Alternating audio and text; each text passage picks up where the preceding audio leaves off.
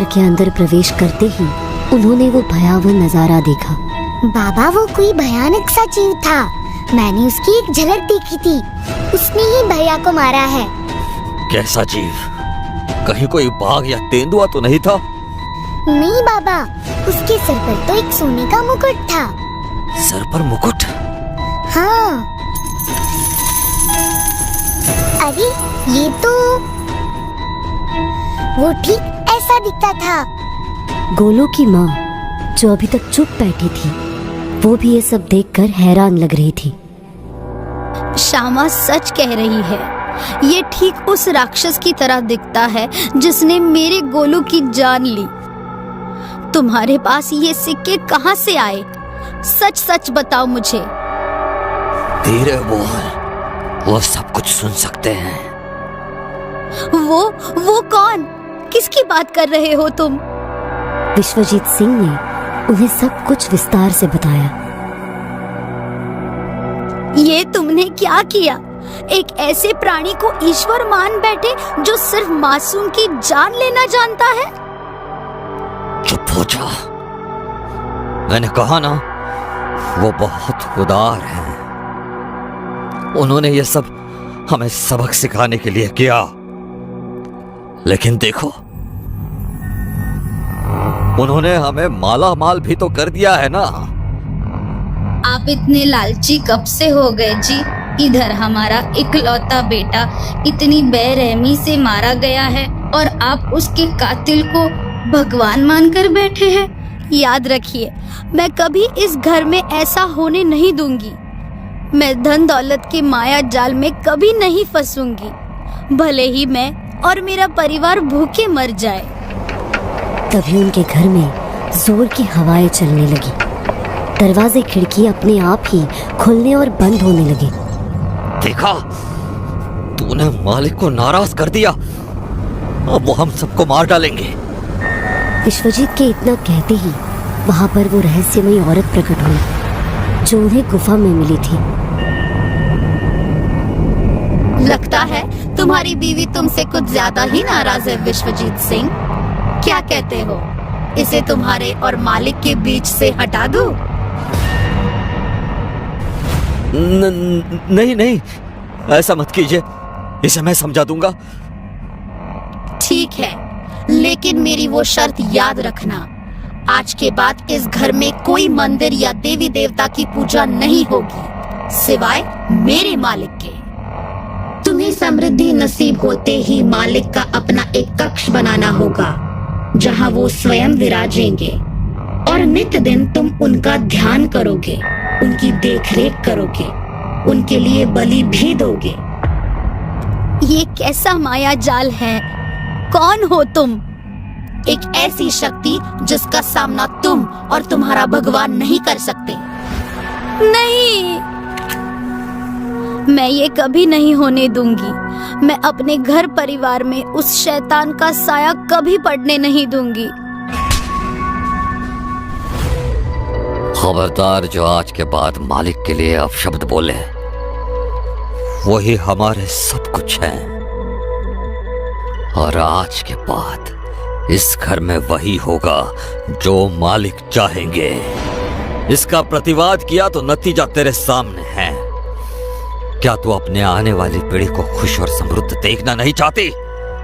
लेकिन आप तो माता के भक्त। चुप। यह हमारे लिए सिर्फ अपराध ही नहीं है, बल्कि हमारी श्यामा की जान को खतरे में भी डाल सकता है। बोल, तू उसकी मौत अपने जिम्मे लेगी? थक हार कर उनकी पत्नी को उनकी बात माननी पड़ी और उन्होंने मालिक की उपासना करनी शुरू कर दी। जैसा कि उस औरत ने कहा था, 10 दिनों के अंदर उन्हें अपने घर के आंगन में एक बहुमूल्य खजाना दबा हुआ मिला, जिसे पाकर वो माला माल हो गए। सिर्फ इतना ही नहीं, वो खजाना बढ़ता ही जाता था। आज तक उसमें से सोने की मोहरें निकल रही है। भाग्य ने भी उनका साथ दिया। उनका व्यापार चल पड़ा था और वो बेहिसाब धन दौलत के मालिक हो गए। जब उन्हें अपने बेटे समर प्रताप की प्राप्ति हुई, वो उसे लेकर यहाँ टिकमगढ़ आ गए और लोगों की खुले दिल से मदद की। इसी वजह से गांव वाले उन्हें अपना राजा मानने लगे। उन्हें कभी हमारा राज पता नहीं चला। इन 200 सालों में हमने अपने कारोबार में अत्यधिक बढ़ोतरी की है। बिना किसी के नजर में आए हम इस गांव में अपना साम्राज्य बना रहे हैं। लेकिन ये रस्में हर उस इंसान को करनी होती है जो हमारे परिवार में जुड़ता है, जिससे कि वो भी मालिक का उपासक बन सके। और पीयूष की पहली पत्नी अंजलि, क्या उसकी मौत सच में एक हादसा थी? नहीं, कुएं के रस्म के बाद उसने इन सब का हिस्सा बनने से मना कर दिया था। उसने तय कर लिया था कि वो बची हुई रस्में पूरी नहीं करेगी। हमें उसे गांव वालों के सामने पागल करार देना पड़ा, जिसके बाद क्या? नहीं, मुझे मत मारो। मैं यहाँ से कहीं दूर चली जाऊंगी, किसी को कुछ नहीं बताऊंगी। अब बहुत देर हो चुकी है अंजलि, तुमने मालिक को ठुकरा कर अच्छा नहीं किया। बचाओ! यहाँ कोई तुम्हें नहीं सुन सकता। नहीं!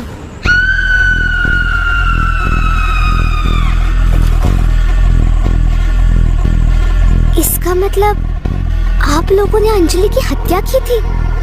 और जारा भी क्या था। इतना बड़ा साम्राज्य है हमारा, और समाज में कितनी इज्जत है। हमारा अखंड भाग्य या शोहरत, ये सब मालिक की ही कृपा से मिला है हमें।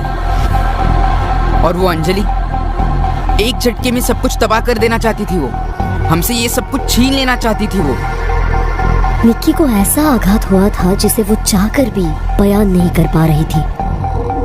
गहलोत खानदान का काला सच उसके अंतर्मन को चीर रहा था। हालांकि वो कभी धार्मिक प्रवृत्ति की नहीं थी, परंतु वो उन लोगों की तरह बनने की कल्पना भी नहीं कर सकती थी। इसका मतलब ये लोग वाकई में शैतान के उपासक हैं। पूरा परिवार निक्की को घूरे जा रहा था। अब उसे एक निर्णय लेना ही था। क्या वो इनमें शामिल होना चाहती थी या फिर मौत का सामना करना चाहती थी? निकिता, हमने तुम्हें अपने बारे में सब कुछ बता दिया है। अब फैसला तुम्हारा है।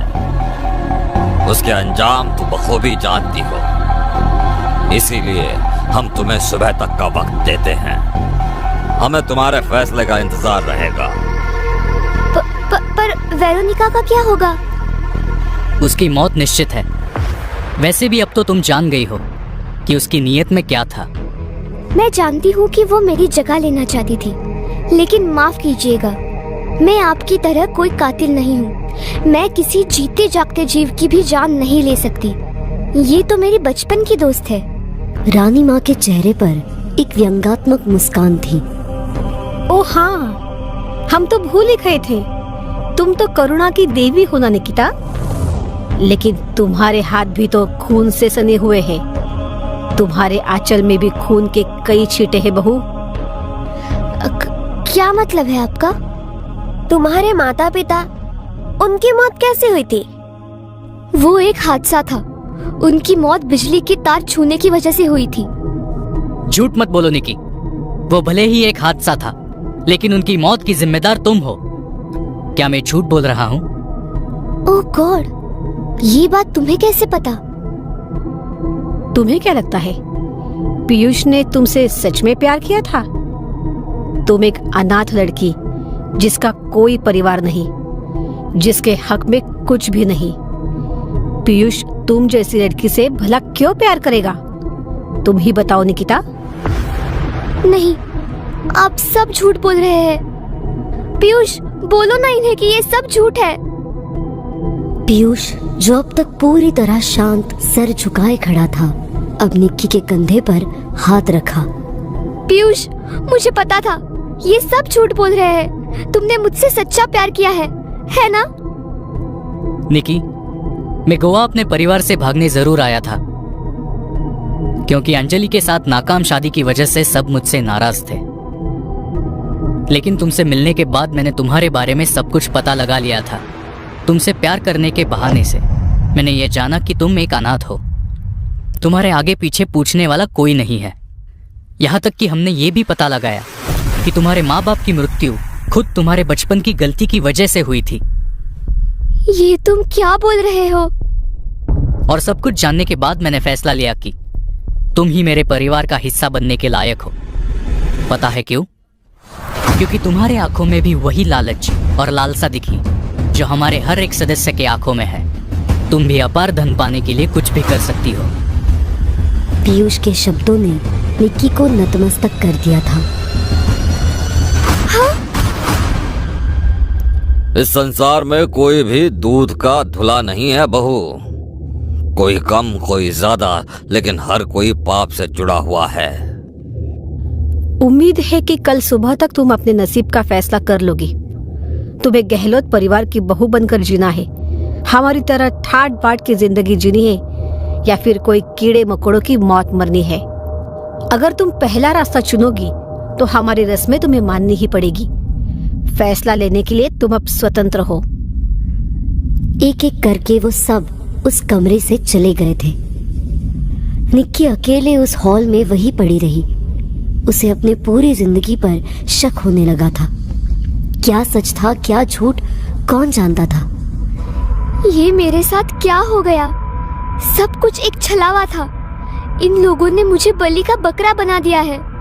मेरे अनाथ होने का नाजायज फायदा उठाया। मेरा मानसिक और भावात्मक शोषण किया है। लेकिन अब और नहीं। मैंने निर्णय ले लिया है। अब इन मोहरों को ये प्यादा चलाएगा।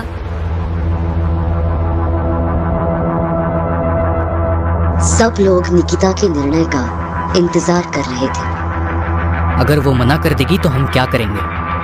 वही जो उचित होगा। उसका खत्म कर देने में ही हमारे खानदान की भलाई है। तुम्हारे लिए कोई और जीवन साथी ढूंढ लेंगे, तुम चिंता मत करो। मैं निकी को खोना नहीं चाहता।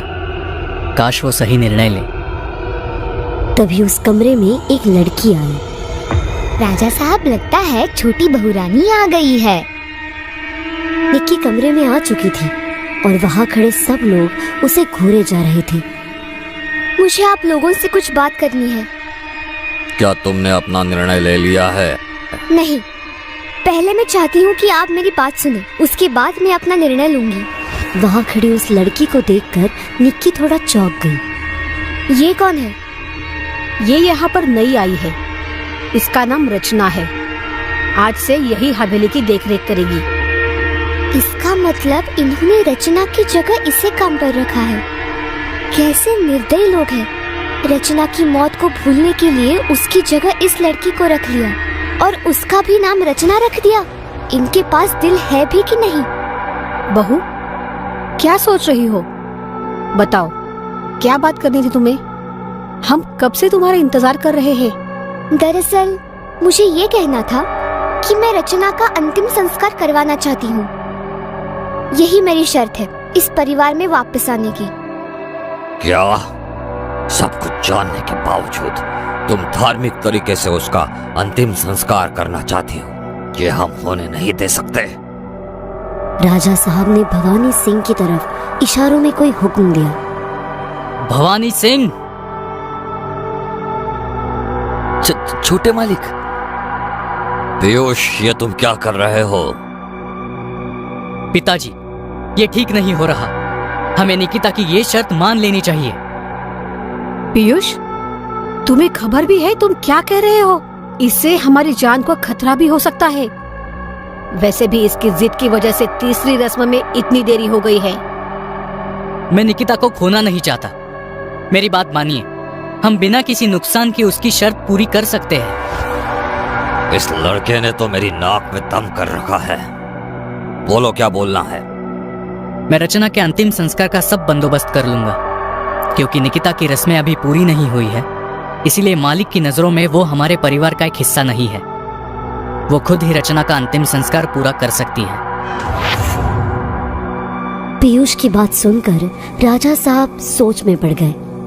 ठीक है, सिर्फ तुम्हारे लिए मैं इसके लिए राजी हो रहा हूँ। निकिता, मुझे तुम्हारी ये शर्त मंजूर है। तुम रचना का अंतिम संस्कार कर सकती हो। निकिता, अब तुम्हें आगे की रस्में पूरी करनी है? जी हाँ, रचना का अंतिम संस्कार पूरा करने बाद मैं ये रस्में राजी खुशी पूरी करूंगी।